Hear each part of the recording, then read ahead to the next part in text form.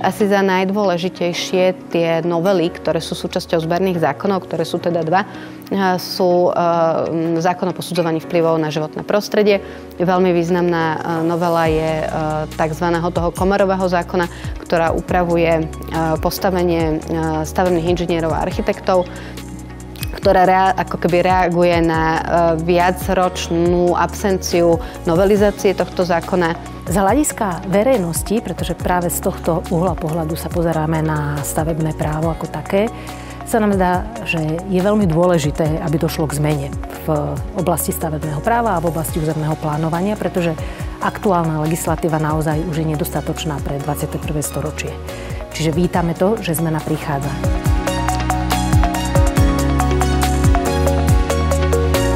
Témou dnešnej poobednejšej panelovej diskusie bolo návrh integrovaného konania, ktorého predmetom je koordinácia alebo jednoducho povedané spojenie konania o posudzovaní vplyvov na životné prostredie s konaním o stavebnom zámere.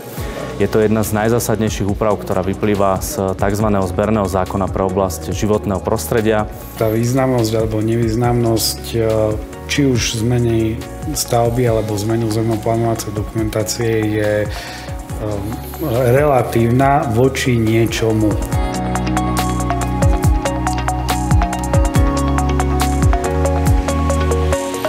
Vnímali sme na konferencii príspevky o tom, ako sa digitalizujú existujúci majetok, alebo bol spomínaný case study na Slovensku, ako pripravujú informačný model celého územia, tak vidíme, ako aj finančne, aj časovo je náročné následne zozbierať tieto informácie, nakoľko nás to teda stojí finančných prostriedkov a energie.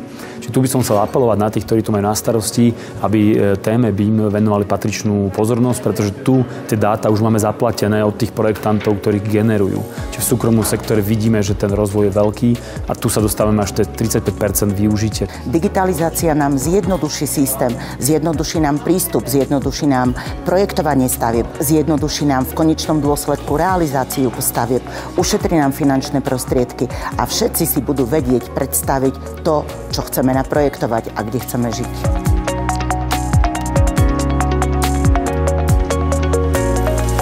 Som veľmi rád, že ste teda strávili takto čas s nami v tejto istým spôsobom komplikovanej a rozporuplnej téme.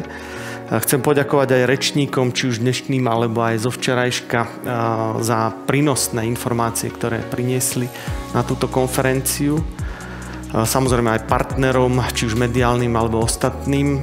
Záštitu som sám odsúhlasil aj práve preto, že je to platforma, ktorá umožní pomerne v slušnom časovom okamihu túto tému rozobrať a aj tie, nazvime to, otázky, ktoré sú rozporuplné, prípadne kritické alebo výhrady, že môžu zaznieť, pretože tento projekt nie je jednoduchý, projekt zmeny stavebného práva a teda je treba o ňom diskutovať.